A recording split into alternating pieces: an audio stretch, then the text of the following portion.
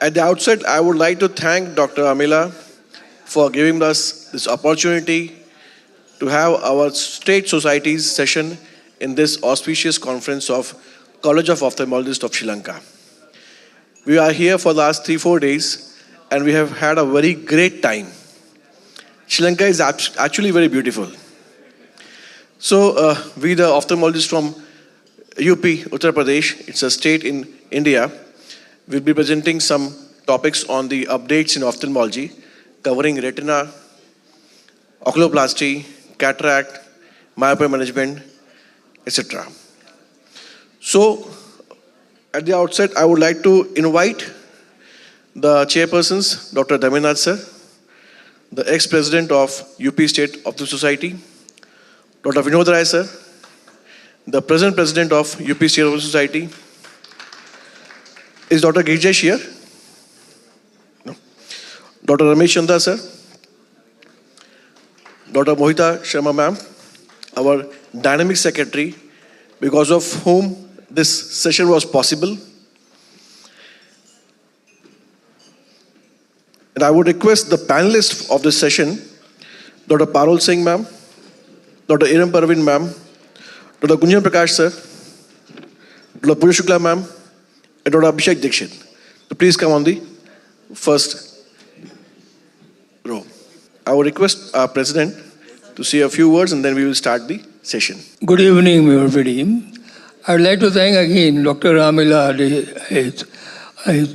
for giving us a session here in this auspicious conference of College of Ophthalmologists of Sri Lanka.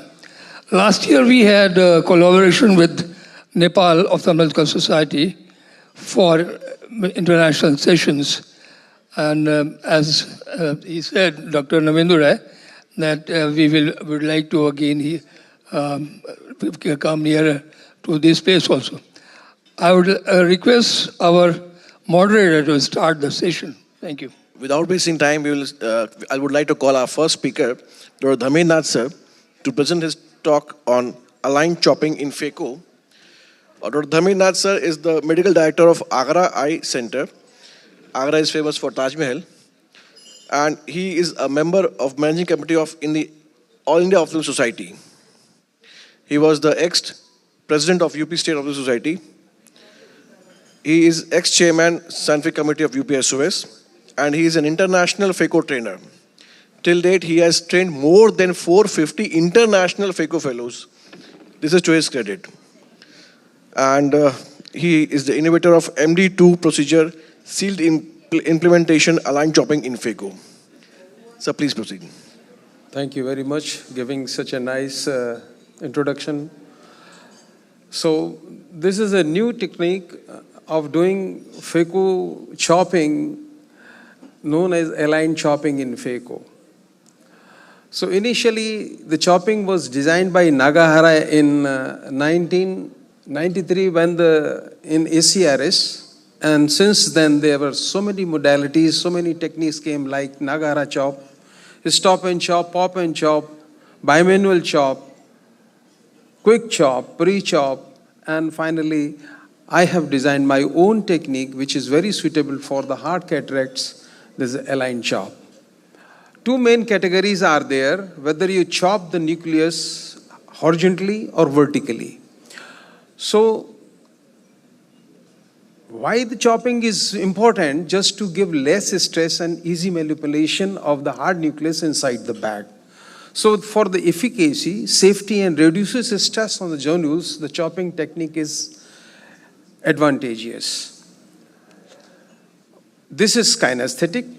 No red reflex is required in this chopping. Good for mature cataract, and the workstation is only 2 to 3 millimeter of the pupillary zone. So it's good for Brunison nuclei, white cataract, weak zonules, capsular excess tear, and a small pupil again. So this is what we know about the horizontal choppers. You know very well. They are the vertical choppers, nothing to deal. And what is the difference? Nothing to tell about it. And why this aligned chopping came into my mind? When you hold the nucleus and you chop in the regular choppers, what happens? It moves, it spins in the tip of the nucleus. So this is the great difficulty during the chop. Once you hold it and start chopping, what happens? Just see in this video, and it moves. Chop is going towards the periphery, centripetally it's coming and it moves. And difficult to chop. Repeatedly multiplying, you doing so many things and so many stress happens. And during this process, so many complications this still do happen. And then, this is the chopper which was designed. This is three-dimensional chopping. And this is bent at the tip, 1.5 to 2 millimeter away from millimeter long. Bend is about 30 to 40 degree at 2 millimeter away from the blade. 26 gauge shaft, left bend for the left-handed surgeon and right bend for the right-handed surgeon. So this is the video you can see very well regarding the aligned chopper. So chopper is aligned. We have to insert it from about 30 to 40 degree away from the main port. Not at the 90 degree as usually we do it. Follow the curve of the instrument, that is very important. So just see this brown hard cataract, insert the chopper along the line of its own axis, follow the curve. And you see, this is how it chops, without any rotation of the hard nucleus.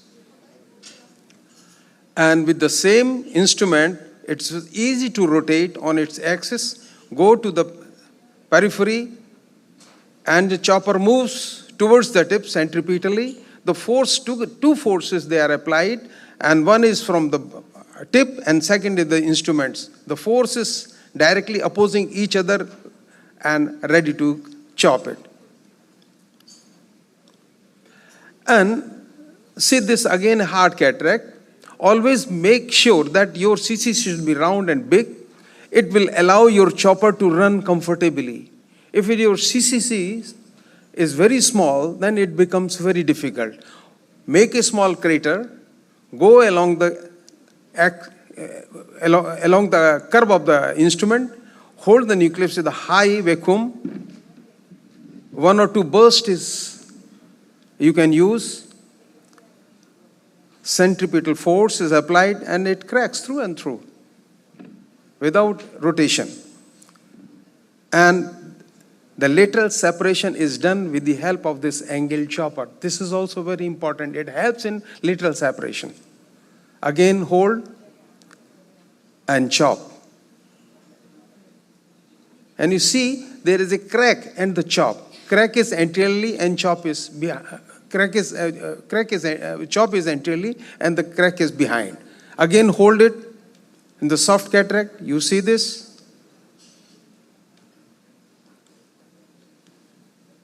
Again, it is the same thing. You can go for the grade 2 and grade 3. Easily you can chop them.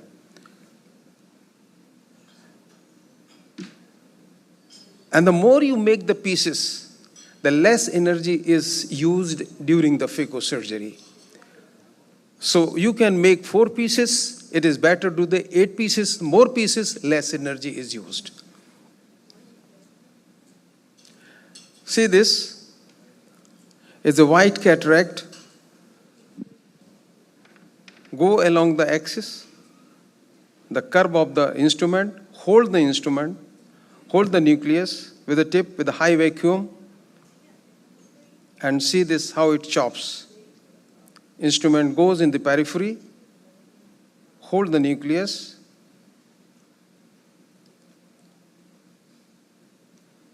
and it cracks. And then the lateral separation can be done. And then after you can eat the nuclei very well. So this is if you are using the femto, then take out the button.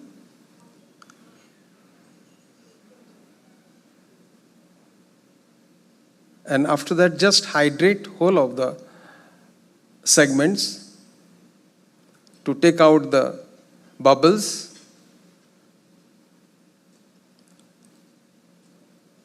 It is very important to take out the bubbles. With a little gentle hydrodissection is required in these cases.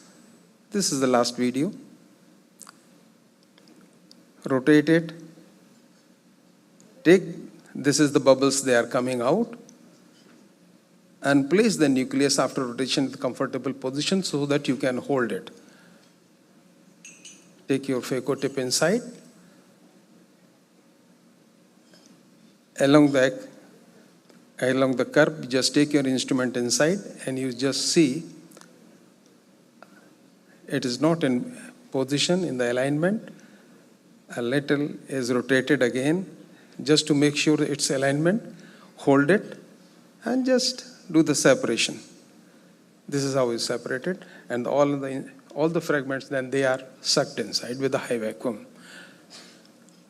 Thank you very much. So few of the instruments, if you want this instrument, I can deliver it free of cost from my phacomaster@gmail.com. Just write to me, and I'm sorry, Dr. Anand Parsari, not to supply you. I will definitely send these two instruments to you. Thank you very much. Thank you, sir. Thank you for a wonderful talk. I would request someone from the panelist to please give 2 minutes to comments on this. Dr. Ravi, can you comment? There has been so many innovations in phaco Sir, choppers. it's a good idea to make rather going with a hard leathery cataract, rather going just 4 parts. If you are make a cake in the pie, a pie shape, definitely a less energy will require, and no loss to the endothelium as well. So my suggestion is also with the sir that make 8 or 9, 7, 8, 9, whatever you want. Small chunks is very important. Thank you. Thank you, Dr. Ravi, for the comment. I have used this chopper. He presented to me also. So the main advantage of this chopper is that in a hard cataract, when we are trying to chop, then sometimes the nucleus rotates. Now, since this is a little curved, it gets engaged in one segment, and that rotation doesn't happen. So it's not like we have a rotating nucleus. We have a very stable nucleus in which the chopper is already engaged, so it becomes much, much easier. That's one of the advantages, apart from all those that he has already said. Sir, a question. Do you prefer making the cuts or you prefer eating away as you make the cut? I mean, what do you... So basically, you have to make a small crater in the from paracentral to center place. And then after you have to run the chopper directly towards the tip. And once it is chopped, this is classical chopping. What other choppers they do, they are almost breaking the nucleus because they are hitting the nucleus. They are not exactly chopped. So the blade is actually used to chop the nucleus. So this is the chopper. So if you cut in the alignment of the tip, it chops. Again, you rotate with the same instrument this way or that way, clockwise or anti-clockwise. So then after, again you can chop. So it is my classical idea to chop it in so many pieces, even 8 or 16, 17, 18, as much as you can. The more you pieces, less is the endothelial damage, less is the energy. Sometimes when you are sucking these nuclei with simple high vacuum, you can take it one. Burst is more than sufficient. Hardly taken, energy is taken about 0.1 second or 0.2 seconds. That much is the time taken for the energy, that's all. So this is very comfortable technique and very useful technique, especially for those patients where the endothelial cell count is less. So use it and you will be quite comfortable doing this kind of surgery with this chopper. Yes. I have a concern, and Yes. that is with a very hard cataract, to get that to rotate. I saw you did it very well, but that probably meant that you had hydrodissection first. And my concern is if you have a very hard cataract that's usually tight against the posterior capsule, by infusing around it, you run the risk of bursting that posterior capsule. For a softer lens, yeah, I could understand it. Now, I do like the technique of going around the edge to chop. I do it myself rather than a sharp one. Your chopper is not sharp, you said. It's rounded. Yes, we have the two kinds of the chopper. One is the sharp and one is the blunt. So blunt chopper is used for the periphery. So that doesn't damage the posterior capsule. Well, or the blunt one is for the periphery. The sharp one is to. sharper is for, because we have to bury directly this. So in the mid periphery, we just bury inside the substance, and then it is a vertical and then chopping. Yeah. But the blunt chopper is for the periphery. You go to the equator, and from there you just chop it, whatever the hardness it is, except the cataracta nigra. I don't allow anyone to practice for the cataracta nigra. Otherwise, every cataract is possible for this. Yeah, because to start with a chop, Yes. to get it straight down, sharp, and you're splitting it, then you could actually hydrodissect because you have this cannon valley that the water could come up without bursting the posterior capsule, because that's one of the main risks of doing hydrodissection with a very hard cataract, bursting that posterior capsule. And by making a canyon or a valley, one way or the other, it gives the fluid a chance to come up. Yes, and then you could rotate Yes, the segments as you like, safely. Yes, you are very right. Thank you. So this means, see, you need two choppers at a time, one blunt and one sharp in a same surgery. Okay. Then blunt one. Right. Thank you. Okay. Blunt one. Right. In the periphery, for the hard cataract, you have to go to the periphery. So I don't recommend that you use the sharp choppers. The tip, only the sharp choppers means the tip.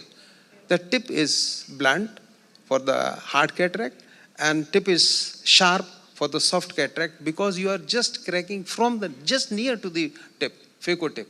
You just bury it and then you chop it. Hello. I would like to know, Yes. for the beginners, which one would you recommend from the start? Any learning curve, this your chopper only, or they should do surgery with the normal? If you and then- if you use Sinskey basically from the very beginning, that is the first learning curve. Start with the Sinskey, then go for the chopper or straight chopper, then use my chopper. Is it the third stage? Don't start immediately with this. Once you are encountering variety of the cataracts, then once you are trained enough, then you can use it. Thank you very much, everybody, for such a wonderful discussion. Thank you, sir. Gerald, sir. Next, we have Dr. Kamaljeet Singh, sir, who is Professor in Ophthalmology, ex-head of Department of MLN Medical College, Allahabad. He has a very vast experience in both retina and as well as cataract, and that is why we chose this topic for him. That was management of diabetic retinopathy and cataract. Thank you, Navendu, for giving me this opportunity. This is a very, very prominent meeting here happening in Sri Lanka, and a very nice organization that they have. Everything is running on time. So my topic is phaco in diabetic patients, and as Dr. Navendu has said, we have lots of diabetic retinopathy. I was basically a squint man, then I started doing diabetic retinopathy, and cataract is of course bread and butter for us. So these kind of cataracts we get in our setup, in a government setup where we do hundreds of cataract surgery. So since both the things together I was doing, so I was getting quite a large number of diabetics whom I had to operate. So basically the cataract occurs earlier in diabetic patients, and when you do surgery and how you do surgery depends on whether the patient is having diabetic retinopathy or not, and what kind of diabetic retinopathy, non-proliferative diabetic retinopathy, PDR, or whether CSME is present or not, or vitreous hemorrhage, or neovascularization of the iris or glaucoma. These are the associations of cataract in these patients. Basically, what we have to remember is that in diabetic patients, the lens is usually bigger and there is a steeper anterior lens curvature. So rexis becomes slightly difficult in some cases. And pupil does not usually dilate in these patients. So you have to be, you should arrange all the things, armamentariums, for dealing with a myose pupil. Lens capsule is fragile and there are chances of post-operative flare. It's very common and there could be a transient elevation of IOP also. About CME, it was said in the past that there is a high incidence of CME, but in my opinion, I have done maybe more than 2,000 cataracts in diabetic patients. The CME does not have incidence in Indian patients. So when we do cataract surgery in diabetics, if you have performed good extracapsular, that means whether phacoemulsification or a small incision cataract surgery or a conventional ECE, you will not see any progression of diabetic retinopathy in these patients. But if you have created a complication, a PCR, then there are chances of NPDR progressing to proliferative diabetic retinopathy, or PDR might progress to neovascularization also in the angle. So those kind of chances can be there. There is another problem in diabetic patients is that there is release of pigments from the iris. It's very common, so you should implant the lens in the bag only. And there could be deposition of protein exudates on the IUL. So that may stay for quite a long time, though disappear after some time in some cases. So if there is hypotony, then also the progression of diabetic retinopathy can take place. This occurs because there is disruption of blood retinal barrier and this leads to progression of diabetic retinopathy. So when should you operate in a diabetic patient is, if there is just the cataract and no diabetic retinopathy, you can operate.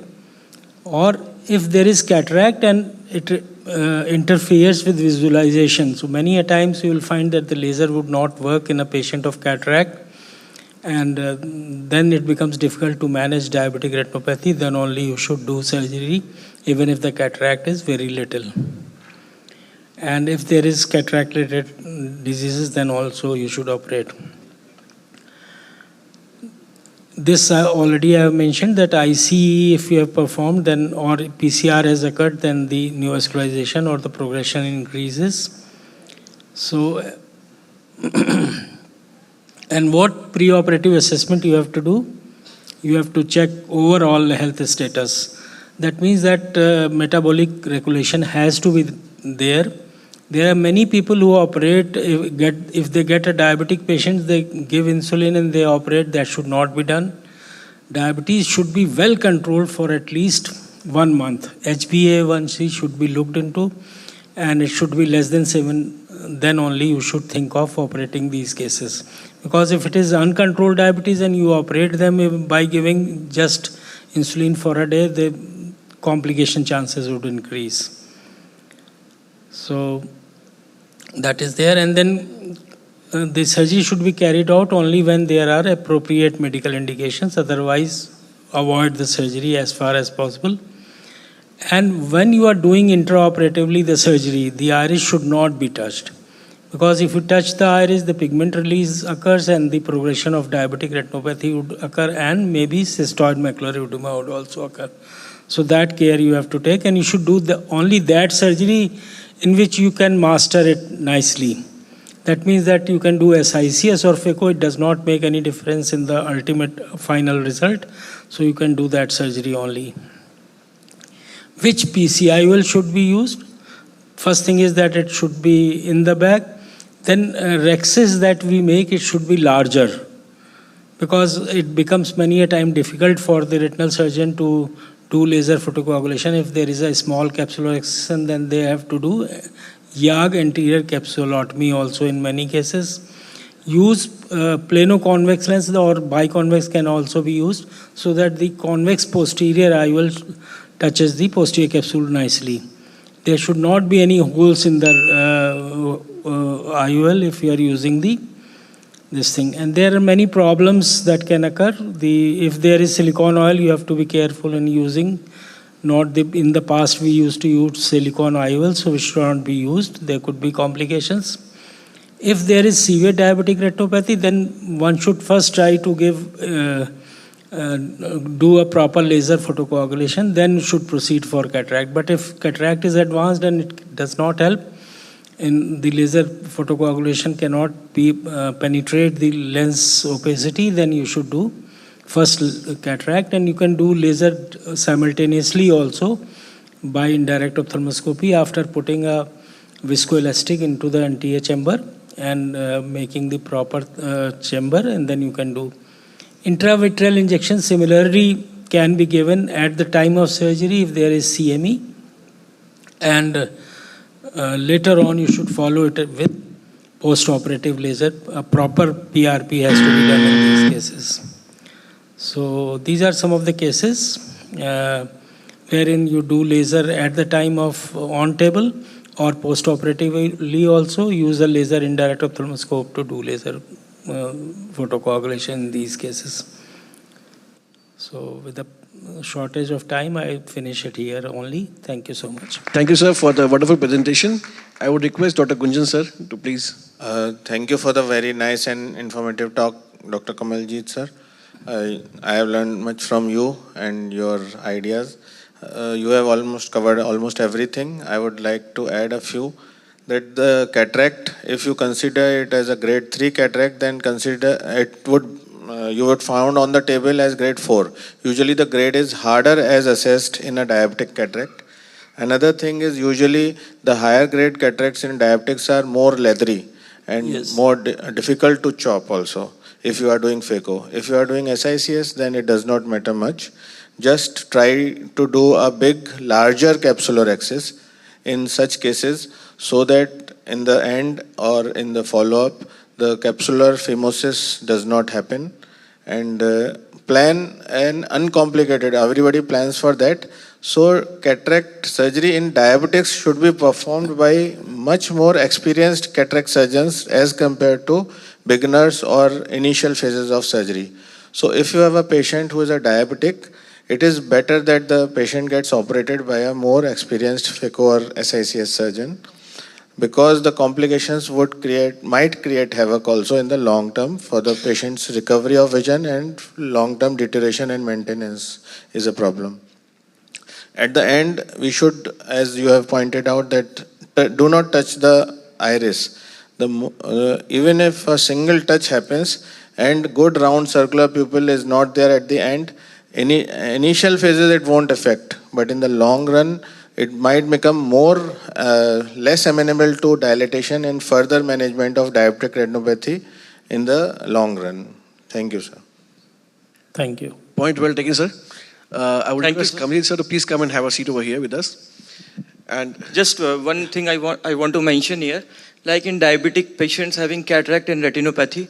So if you are not able to see the fundus in an eye which you are going to operate for cataract, always look for the other eye fundus findings. This can give you a good idea that what severity this patient can have and what kind of treatment regarding retina this patient will call it later on. Thank you. Thank you, Abhishek. Point well taken. I would request our dynamic secretary, Dr. Mohita Sharma ma'am, to please present her topic, which is on transepithelial PRK. Is it the future? Dr. Mohita Sharma needs no introduction. She is a well-known figure in the ophthalmology world ophthalmology, I would say. She is the secretary of UP State Ophthalmic Society. This is the second term. She is the founder of the Women Ophthalmology Society, and she is presently the director of Tirupati Eye Center in Noida. Thank you, Navendu. Before I start, I want to thank Dr. Amila and his team for inviting us here and giving us this opportunity to be with you all. And on behalf of our whole executive committee of UP State Ophthalmological Society and our whole team who's sitting here. I would like to also thank again Dr. Amila as well as Dr. Subhash Dadia, who was responsible for making this session happen today. The aim of this session is basically to interact with ophthalmologists of Sri Lanka so that as a first step we interact with you in this conference, and as a second step we develop a collaboration where there can be exchange programs. Conferences are always the first step, and the second step is a more focused step, which is an exchange program. So today I'll be talking about transepithelial PRK. Now, we call it the transepithelial PRK, sometimes called an old dog with new tricks. We all already know about PRK, and it was very popular a few years back. And then after some time, it fell into disrepute.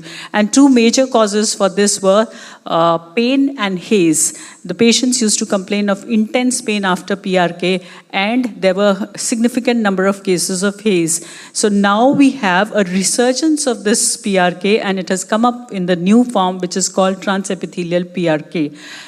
There are most of the machines that are now available for LASIK have this transepithelial PRK in them, and almost all have a similar principle of working. The technology that I use is the Bausch + Lomb Teneo M2 technology. So why has there been a resurgence of surface ablation? We all know that while we are doing LASIK, whatever precautions we may take and whatever preoperative investigations that we may be doing, we still come across some cases of ectasia, despite everything being normal. So we are not sure that what is the reason for these cases of ectasia.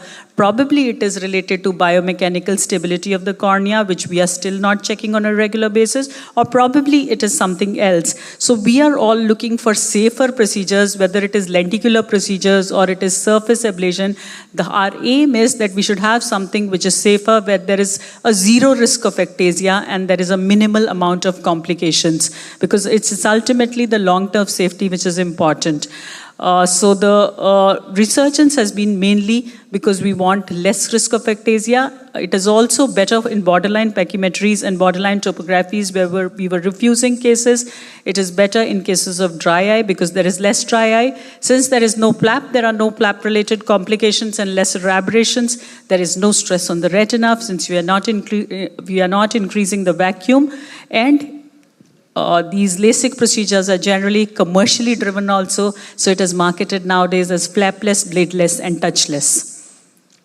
So these were the classical indications: anterior basement dystrophies, anterior stromal opicities, history of recurrent corneal erosions, deep socket, small palpebral fissure, thin cornea, flat cornea, steep cornea, atypical corneal topographies, asymmetric astigmatism, re-enhancement after LASIK, mild to moderate dry eye, and family history of keratoconus. These were classic indications, but here I would like to say that in the last more than 1 year, we have been doing this as a primary procedure also, where none of these investigations may be there. Still, we choose to go in for transepithelial PRK, and in fact, it is 60 to 70% of our patients we are doing transepithelial PRK instead of the keratome procedures.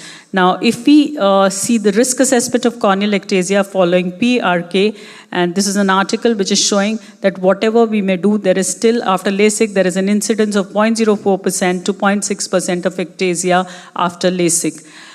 We also know from this percentage tissue ablation that flap is not responsible for my biomechanical stability. So hence flap has to be reduced, and in this transepithelial PRK, we are saving extra 50 to 60 microns. And as I said, since there is no flap, there are no flap related complications also.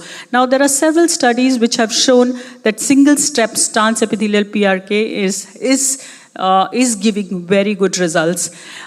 Even in lenticular procedures, apart from LASIK, we find that there is dry eye because the subbasal plexus are transected even in lenticular procedures. So it is transepi PRK which scores here where dry eye is concerned, because here only the terminal nerve fibers are transected. So what after all is transepi? It is an advanced surface ablation where in a combination we do a epithelial removal as well as the correction of the refractive error, and we do both these things in one step with a 5 seconds gap in between. between. So the epithelium that is removed is equal to the ablation zone plus a small transition zone. So as I said before, pain and haze were the two major obstacles where PRK was concerned, and hyperopia was another obstacle, which have been now almost taken care of.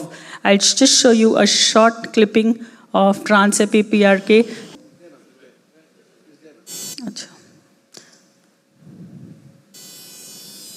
So if you see that it is in 3 steps, that's the first step where epithelium was removed. You can see the green part. The second step where there is an ablation done.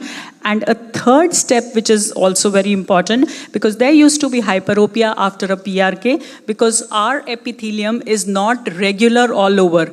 We find that the epithelium is thinner centrally compared to mid-peripherally. Hence, the profile that used to be there was a hyperopic profile created, and PRK patients used to have hyperopia. But in this, we do a mid-peripheral removal of epithelium, which is the third step, which takes care of this hyperopia, and it actually becomes a more prolate profile, and hence we are not finding any cases of hyperopia after Trans-Epi PRK.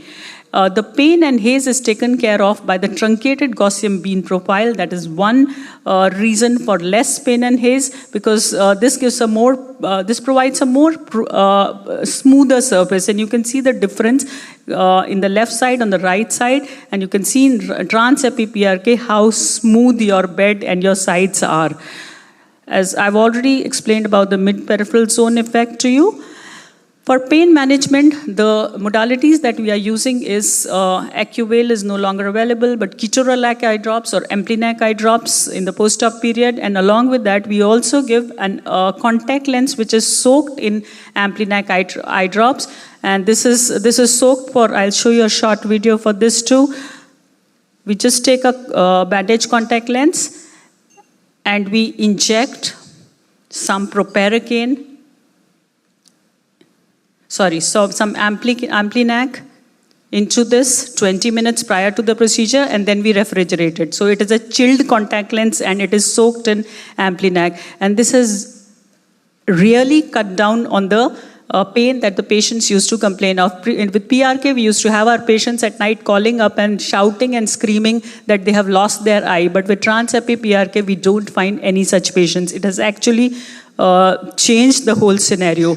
There are special drugs also which we use, and one which we have found very useful is a diluted proparacaine. That is, we dilute the lubricant drops with 20% proparacaine, and we give it for the first day. So first day, they will put it for 4 to 6 times, and that first day is the crucial one. And these are the patients, when they come after 3 to 4 days, when we ask them if there was pain, they would generally say no, there was no significant pain. And we have done, we have done more than 300 cases, and this is the pain score in 122 cases, and the overall pain score in a score of 10 was 2. The whole pain score was 2, and the patients are pretty happy with the result that happens. So pain is also probably less because there is a smaller defect, because till now with PRK we were removing the epithelium with an alcohol swab, and after that we were removing it manually. So it was a larger epithelial defect and it was an irregular epithelial defect. Here it is a smaller defect and it is a regular defect, which results in less pain, and it also results in a faster healing. We have found that whereas in PRK, the healing happened in around 3 to 4 days time, here on average it is taking around 2.6 days that complete healing happens. So as far as haze is concerned, haze used to be another concern with PRK. But in trans-epithelial PRK, in the more than 300 cases that we have done, we have not found a single case of haze, which was surprising to us also, because we expected at least some cases would have haze, but we have not found any case of haze. And probably this is because again, because this is a very regular epithelial removal, so there is less stromal hydration in pockets and better healing. Since there is less pain, there is less inflammation, less release of inflammatory mediators, which are also responsible for haze later. So we find that with PRK, the good vision used to be achieved in 3 months, and the same good vision is achieved in 1 month in Trans-Epi PRK. So finally, summarizing, transepithelial PRK is here to stay because it's a safer procedure with wider application, and it is a touchless, bladeless, and a flapless procedure. Thank you. Thank you for the wonderful presentation, ma'am. Any questions from the audience or panelists? I think we can take the questions later on at the end of the session because we are having shorter of time now. So I would request. Now I request Dr. Parul Singh to deliver her lecture. She is an associate professor, Department of Ophthalmology, GSPM Medical College, Kanpur, UP. Her specialty is in cataract oculoplasty, preferably pediatric ophthalmology. She did her MBBS from LLRM Medical College, Meerut, DMS from RIO Eye Hospital, Sitapur, DNB from Sargangaram Hospital, New Delhi. She's been observationist in LV Prasad Eye Institute, Hyderabad. She has a lot of work experience in GSVM Medical College, District Hospital, Kanpur, and some different places also. She has so many publications in her credit. Now I request Dr. Parul Singh to please deliver her lecture. Thank you so much. It was so kind of you, sir. Thank you so much, UPSOS, Dr. Mohita Sharma ma'am, and Sri Lankan College of Ophthalmologists for this wonderful opportunity and welcoming us in your wonderful country. So I'll be speaking on aesthetics and oculoplasty. So first of all, why aesthetics? Aesthetics is something which means something which is visually appealing to the eye. So what is the scope of aesthetics and oculoplasty? So basically, aesthetic and cosmetic eye procedures are a group of those procedures that basically improve the appearance of eye and face, but to keep it in mind that most of these surgeries are performed on the surrounding tissues rather than on the eyes. So the scope of aesthetics and oculoplasty, it can be explained in three ways. First, the scope is in reconstruction of orbital structures. Second, in correction of eyelid deformities. And third, enhancement of eye appearance. Now, the importance of aesthetics and oculoplasty, to summarize, I can say that there can be three things. First and foremost is to enhance the patient of self-esteem. Secondly, to enhance the overall facial aesthetics, making a facial harmony among various facial features. And it definitely enhances and boosts the confidence of that patient in the social settings. So now to divide the adnexal aesthetic procedures, I would like to divide them first non-surgical and second surgical. In non-surgical, as we all know, botulinum toxin is becoming really popular these days. We can have augmentation procedures like the dermal fillers. We can have rejuvenation procedures, to name a few. And most of it is usually done by my derma friends. But of course, we can also attempt having good knowledge of the planes around eyes and on face. In surgical procedures, the first and the most widely done is blepharoplasty, upper and lower eyelids. Second would be ptosis repair. Ptosis, although would be considered more in therapeutic, but for milder ptosis, I think it can be taken into a aesthetic procedure. And third is browoplasty, which is usually done with plastic surgeon friends unless you have trained as an ophthalmologist much into browoplasty. Now coming first to non-surgical, so first I will take botulinum, and botulinum toxin has come a long way, which was initially thought to be used as a toxin in World War II by Americans and Germans, but they never used it for some reason. And now it has come a long way to be used as a therapeutic procedures.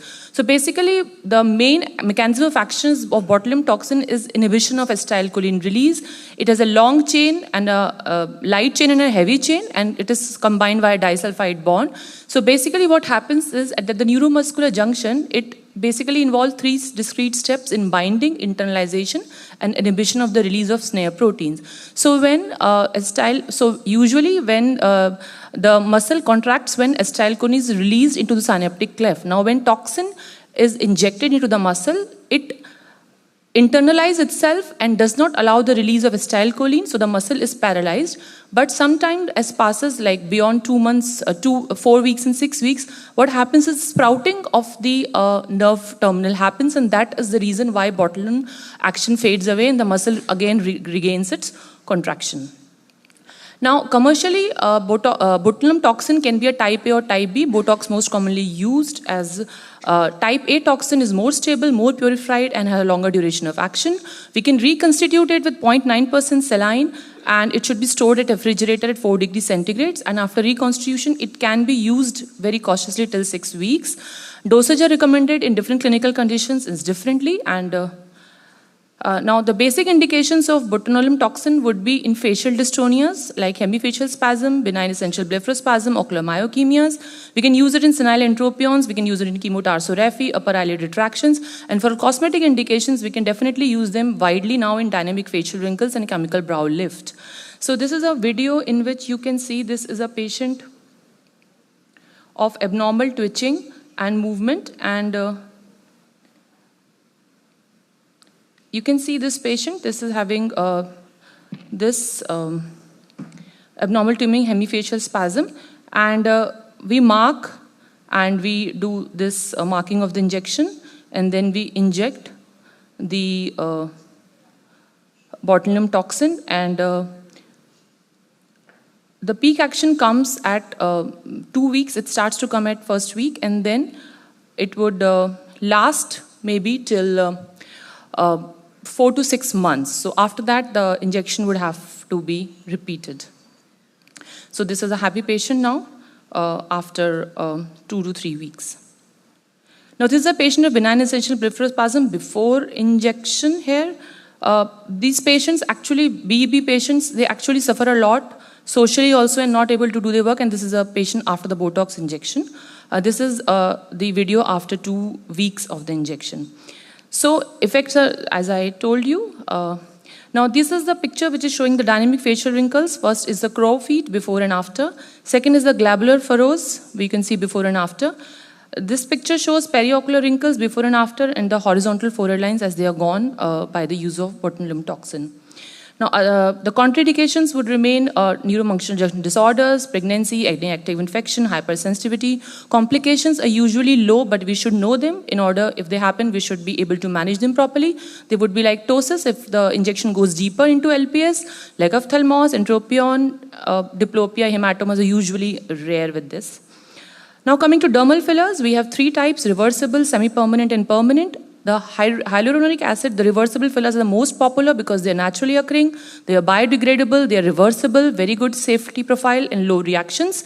The indications would remain the facial lines, wrinkles, folds, some post-surgical or traumatic scars, dark circles, and most commonly sunken eyes and tear trough hollows. This is a picture in which dermal filler was used pre-operatively. You can see a tear trough and dark circles, and post-operatively after injection. Since the tear trough is gone, the visual appearance has definitely improved aesthetically. The contraindications would be an autoimmune disease, any risk of anaphylaxis, and complications would be allergic or reactions, vascular occlusions, any granulomas, and any abscesses. It has to be kept in mind that the pros of the surgery, although instant results, easy technique, and simple OPD procedures, but it is short-lasting, the cost is high, adverse reactions can happen, and unrealistic expectant patients should be avoided. Coming on to surgical retinexal aesthetic procedures, the first is a blepharoplasty. Indications would remain eyelid dermatochalasis, stable interferon, nasogenial grooves, malar deflation, any eyelid asymmetries. The contraindications again would be an unrealistic expectant patient, coexisting medical conditions, thyroid, and a dry eye syndrome. This is a patient with dermatochalasis. Dermatochalasis, as we know, is an excess skin in the in this patient, you can see excess in the upper lid, and this is a post-operative picture in which it is very aesthetically appealing now. This is a picture of stabilibifron, which is a condition in which there is prolapse of fat in upper or the lower eyelid. Post-operatively, it has become visually aesthetic.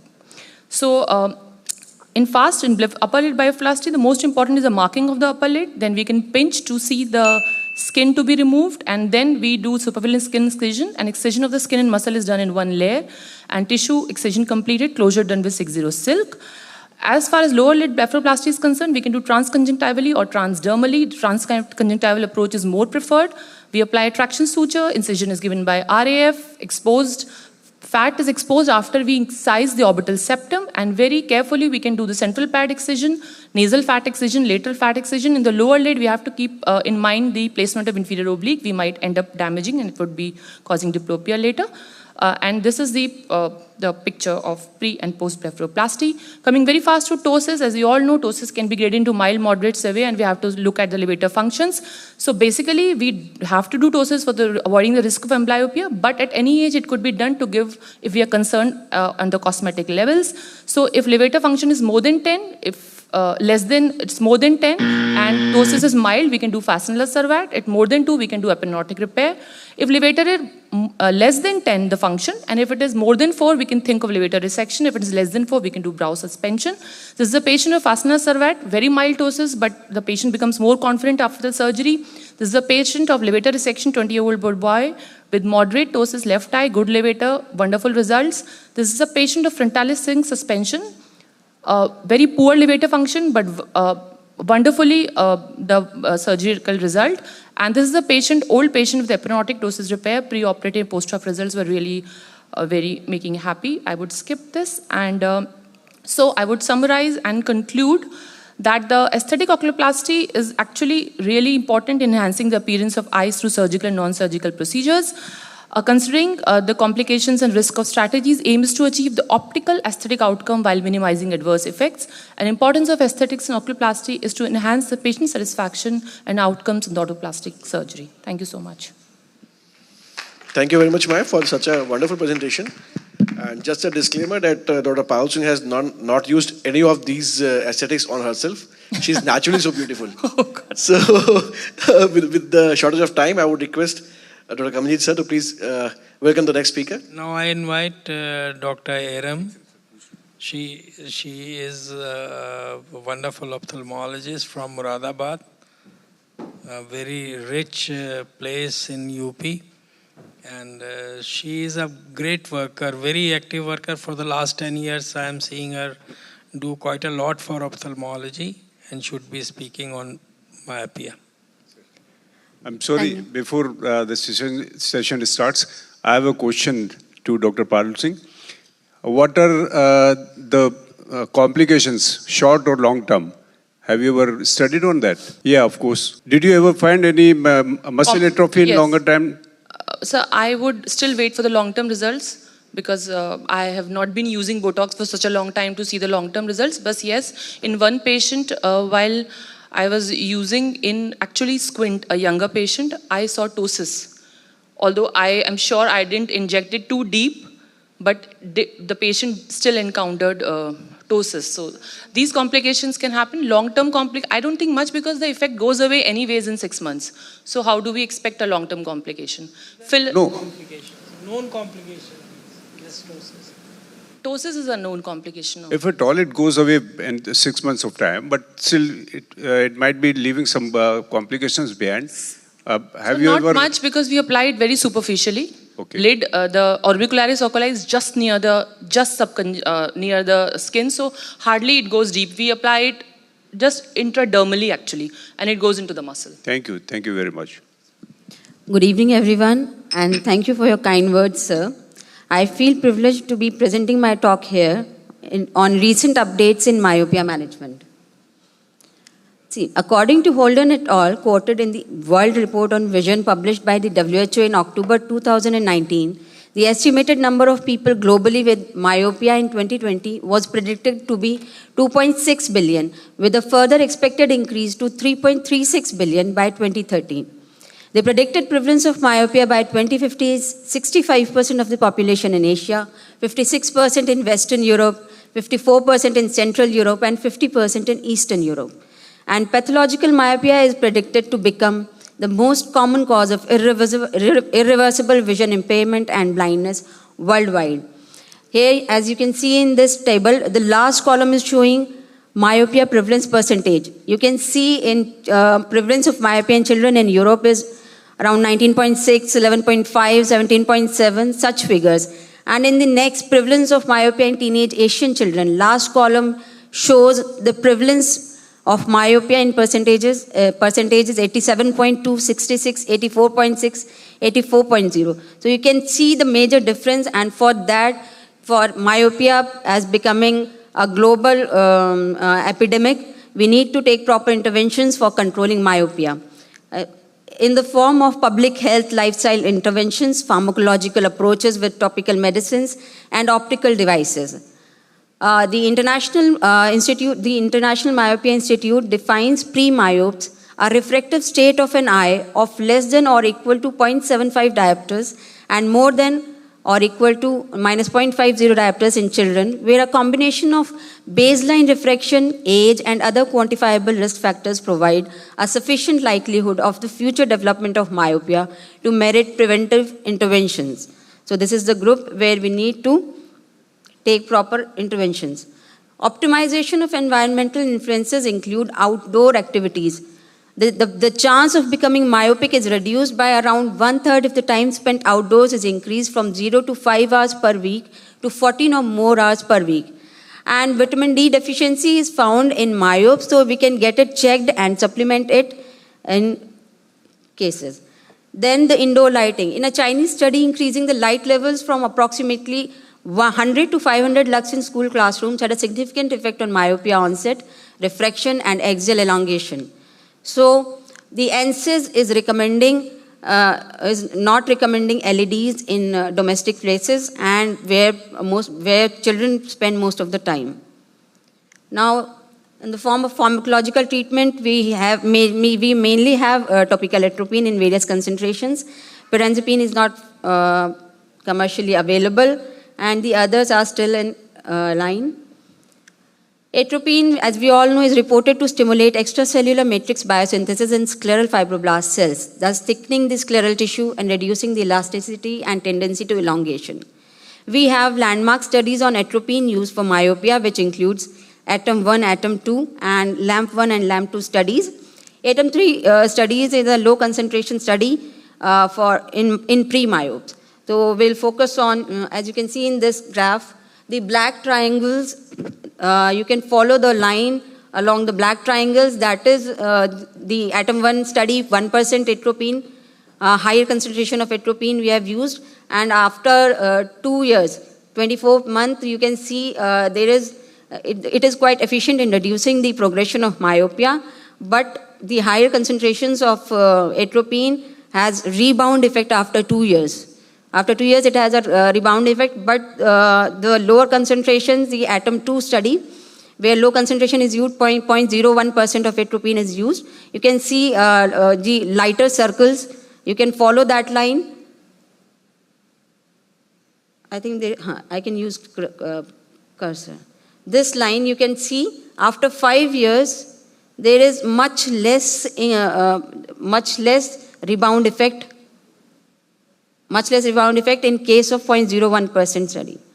And the side effect profile is better in low concentration. Now in LAMP study involving children treated with concentrations of 0.01%, 0.025%, 0.05% atropine for a year, there was a reduction of spherical equivalent progression of 27%, 43%, 67%, and a slowing of axial length of 12%, 29%, and 51% respectively. In the LAMP-2 study, the efficacy of 0.05% eye drops was double that of 0.01% eye drops with respect to the reduction of myopia progression. A poorer response was associated with younger age, a higher degree of myopia at baseline starting spectacle wear at a younger age, and history of parental myopia. Now the optical interventions, we have single vision glasses, then we have single vision peripheral defocus correcting spectacle lenses, then we have bifocal and progressive additional lenses, or then contact lenses, soft contact lenses, bifocal and soft and rigid contact lenses, both bifocal and multifocal. In spectacle lenses, we have very promising single vision peripheral defocus correcting lenses. There are studies who have reported relative peripheral hyperopia. As you can see here, when we give myopic correction, we have to ensure that the image is formed onto the retina centrally for optimal vision, but it induces a myopic defocus in the periphery. So these are lenses which correct this natural peripheral hyperopic defocus, thus helping to reduce the signal to send the signal to the eye to reduce continued elongation. And therefore, there is reduction in myopia progression with these lenses. You can see, you can just have an idea of such lenses. This is central 9.4 millimeter, and there are islands. There is island of honeycomb, defocus around 400 points. One such lens is Hoya's MyoSmart lens, and there are many other lenses like Stellest from Essilor and Myopilux from Essilor, which works on almost similar technology. So this we have DIMS spectacle lens has been used for myopia control in a 2-year randomized trial by Lam et al. And the results from the clinical trial showed that children from East Asian ethnicity wearing DIMS lenses had 52% less myopia progression and 62% less axial elongation. So and around 21.5% of the DIMS lens wearers had no myopia progression. Then spectacles, bifocals, and progressive lenses, they reduce accommodative lag during near work, reduce accommodative demand. Children with larger accommodative lag and near esophoria have greater myopia control with progressive lenses. COMET-2 study showed that PALS of 2 diopters resulted in reduction of myopia progression by 24% in 3-year study. Then we have contact lenses, soft multifocal contact lenses or bifocal contact lenses in various designs. The principle is similar. Then we have ortho-caviar. These are specially designed RGP contact lenses that are worn overnight. The redistribution of corneal epithelial cells temporarily corrects the myopia next day after the removal of the lens, making it a relatively oblate corneal surface, temporary oblate corneal surface. The effect of slowing axial length elongation ranges from 30% to 63%. The overall treatment effect is very good. It's around 50%. However, the safety remains a concern because of the risk of potentially blinding microbial keratitis. As you can see in the last column, reduction effect is from 30% to around 63%. On an average, it is 50%. One more controversial thing is undercorrection of myopia is not recommended. Earlier we used to undercorrect the myopia, but now it is not recommended as it increases myopia progression slightly according to Cochrane study, and there are many studies contradicting this thought and did not slow myopia progression as previously thought. Bifocal spectacles or progressive addition lenses versus single vision lenses yielded a small effect in slowing myopia progression. Studies evaluating different peripheral defocus correcting lenses versus single vision lenses reported inconsistent results for refractive error and axial length outcomes, although results for DIMS spectacles are promising. Surgical interventions, because of the invasive nature and lack of large randomized trials, surgical interventions are not recommended as a first-line treatment modality. Now, treatment duration. Axial length is the most important metric to monitor in pre-myopic and myopic children. Myopia progresses most rapidly during pre-teenagers years, 7 to 12 years. The mean age of stabilization is 15.6 years and 95% of myopes stabilize by age of 24 years. In case of atropine treatment, myopia progression may accelerate after stopping higher dose atropine usage. But despite the rebound effect, the level of myopia post-treatment will be less. Ortho-caviar should not be discontinued before age 14, otherwise it will lead to increase in myopia progression. Now the average efficacies of main myopia management options.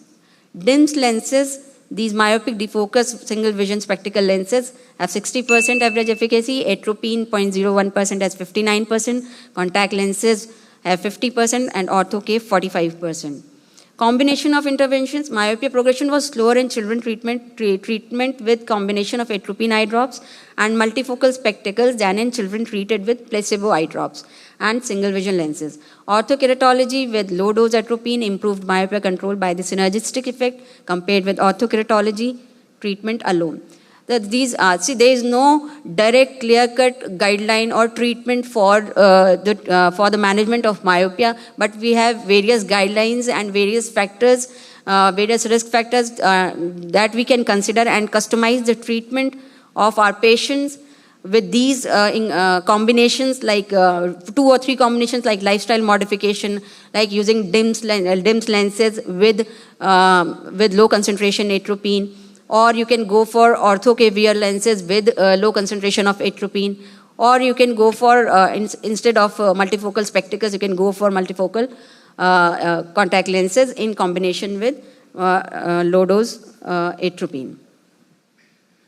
Thank you for your patience. Thank you, Dr. Iram. I think we'll take the questions considering the time factor. We now invite our next speaker, Dr. Navendu Rai. He's a very dynamic and a prolific VR and phaco surgeon from Devariya, India. He has done his MBBS from LLRM Medical College, Meerut, and MS from KGMU, Lucknow. He has done his fellowship in vitreoretinal surgery from Aditya Jyot Eye Hospital, Mumbai, and he has been very active member of UPSOS, being past joint secretary and now as a co-chairman, academic and research committee in UPSOS. Dr. Navendu, please. Thank you, Dr. Pooja, for the wonderful introduction. At the outset, I would like to thank Dr. Amila and the College of Ophthalmologists of Sri Lanka for giving me this opportunity to present in front of this August gathering. I would request how many VR surgeons are there right now in this hall? 1, 2, 3, 4, 5. That's great. So, as you all know, scleral buckling, there has always been a debate whether it is on the verge of extinction or still has some importance. So I would say that it is still not on the verge of extinction, and it has its own importance in there are certain indications that require scleral buckling, and it's better suited with that. So it was before the turn of 20th century, the eyes with retinal detachment were considered doomed. From 1902 to 21, Jules Gonin almost single-handedly changed the landscape of retinal detachment surgery, but it was in 1950s that when Ernst Custodes reintroduced scleral buckling. The most difficult step in this procedure was precise localization of the retinal black, which became easy by the invention of endothermoscopy by Charles Kiepens in 1947. Then came the sealing of bracts to the RP was made by Mahesh Crawford, who developed photocoagulation in 1950s, and Linkoff pioneered modern cryopraxy in 1960s. Whereas the pacemaker vitrectomy was introduced in the early 70s. So scleral buckling came almost 2 decades before PPV. This PPV was augmented by 3 other innovations like silicone oil by Paul Sibis, fluid exchange by Stephen Charles, and PFCLs by Stanley Chang. These were the innovations that made PPV better as suited to scleral buckling in most of the complicated cases. There are 2 schools of scleral buckling. One is the Custodes-Linkoff school, which uses radial buckles, and in this, SRF is not drained, it is absorbed on its own. And the other that is more commonly used is Aruga-Kiepens school, which uses circumferential buckles and in which SRF drainage is done. The drainage of SRF is usually required in the highly elevated breaks and detachments, including adequate cryopraxy retinal break, high scleral indentation of more than 6 hours, in which to reduce the IOP we need to do SRF drainage, and chronic detachments when the SRF is thicker. Retinal reattachment, what happens is once we put the buckle, it induces scleral indentation, which leads to reduction in the magnitude of vitreous traction, or it alters the direction of vitreous traction and reduces the flow of vitreous fluid to the break, leading to the shifting of balance towards retinal reattachment. Now, this is not just the part. The placement of buckle does not alone, it treats the break and prevents break from reopening. There needs to be an adhesion between the 2 surfaces, and that is done either by cryopraxy or photocoagulation. In procedure, we all know, we do a periotomy, we tag the muscles. After tagging the muscles, what we do is we localize the break, we mark the break on sclera, we place the buckle, we do a trapdoor drainage of SRF, place the buckle, suture it, close it. This is what we do in scleral buckling. And this video is not working, sorry.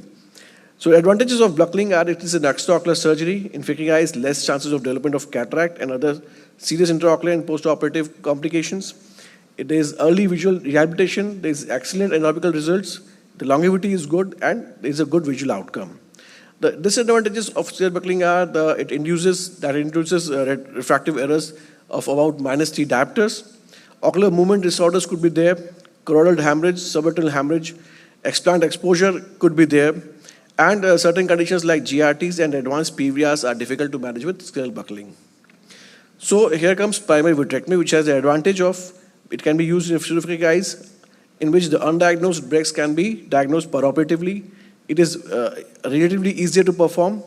The removal of vitreous opacities is there, and good anatomical results in the cases like PVR and the NGRT cases. The disadvantages are, formation of atherogenic retinal breaks. PVR is more common in post-vitrectomy. Lens trauma and cataract progression are the potential side effects or disadvantages of PPV. Contraindications of scleral buckling are relative, and it can be for the detachments that are caused by breast, which is very significantly posterior to the equator, if there is opaque media like in vitreous hemorrhage, and if there is significant vitreoretinal traction. In these cases, PPV finds better indication as compared to scleral buckling. The complications could be intra-op and post-op, which are really very small, and it could be like anatomical failure, if there is inadequate buccal height, there are missed breaks, and because of PVR. Immediate and early postoperative discomfort is there, refractive error as discussed. There could be restrictive strabismus and double vision, glaucoma, choroidal hemorrhage, buccal infection, which is now very uncommon because we don't use the open air sponges. Extrusion of buccal and anterior segment ischemia are the potential side effects of complications of scleral buckling procedure. PPV as a primary procedure for repair of retinal detachment, the advances in vitrectomy technique and the introduction of those three things that we just discussed before, that has led the vitrectomy, passive vitrectomy to be used more as a primary procedure now instead of scleral buckling. So it removes especially in cases of pseudophakic and aphakic RDs. So if we have a phakic patient, we better go with the scleral buckling, and if the patient is having pseudophakic, if the patient is pseudophakic or aphakic, PPV works better. PVR, the incidence of PVR in PPV cases, it ranges between 5.3 to 11.5%, while in scleral buckling it is as low as 1.9%, and that is why the chances of re-detachment and requiring re-surgery is less with scleral buckling.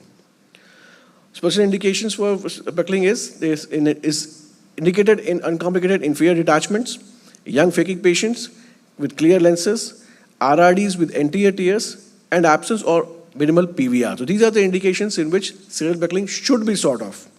Vitrectomy is better indicated in pseudophakic and aphakic RDs, RRDs with complicated with vitreous hemorrhage, PVR traction over large breaks, posterior breaks, and others like in ILM peeling, ERM removal, and endophthalmitis. Vitrectomy plays a better role.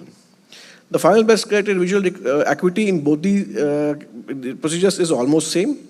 The main factors predicting poorer visual outcome after surgery could be same in both, which are usually poor preoperative visual acuity, increasing extent of detachment, increasing number of breaks, inferiorly positioned breaks, macula of RDs, preoperative PVR, and intraoperative hemorrhage.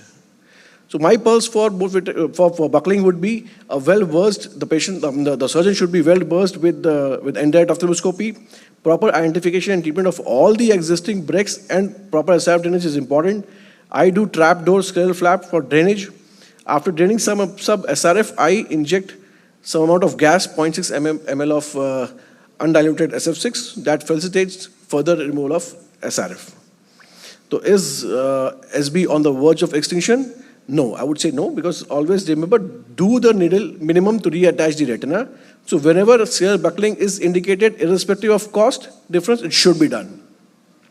No single surgical technique can be considered as optimal and routine for all the cases of RDs. It is noteworthy to consider some of the following factors like the cost of these operations, experience and capabilities of the vitreoretinal surgeons, and availability of proper instrumentation. The art of doing a good scleral buckling is diminishing nowadays, and learning how to find a retinal break with large drawing is definitely on the wane. A retina reattached by a scleral buckle is generally stable, lifelong, and gives a very good postoperative visual recovery.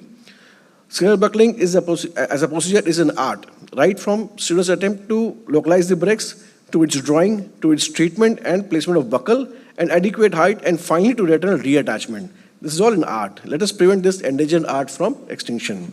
The newer generation of vitreoretinal surgeons should be adequately trained in scleral buckling surgery, or else this simple procedure will face a danger of extinction in the years to come. Thank you, and I bow my guru, who taught me in a beautiful way how to reattach a retina with minimal efforts and cost. Thank you. Thank you, Dr. Navendu, for this beautiful presentation. Just one thing I want to mention here, these results are really good, especially in young patients in buckling. But the case selection should be actually is very important in these cases. If you have even a single doubt, I think we generally move to the vitrectomy. Because if you are not able to see all the breaks, because if you are not good in indirect ophthalmoscopy, then I think it's very difficult to do the buccal. But results are really very, very good in all these patients. Thank you, Dr. Navendu. Thank you very much. With this, we come to the end of this session. I would request Dr. Mohita ma'am to request. I would request all the speakers to come on the stage. So we again thank Dr. Mila and his team for giving us this opportunity. And we invite you, sir, on the stage. Our president, sir, would like to give you a small token of thanks. And we invite all our UP speakers as well as panelists as well as delegates here on the stage. Dr. Anvi, you too.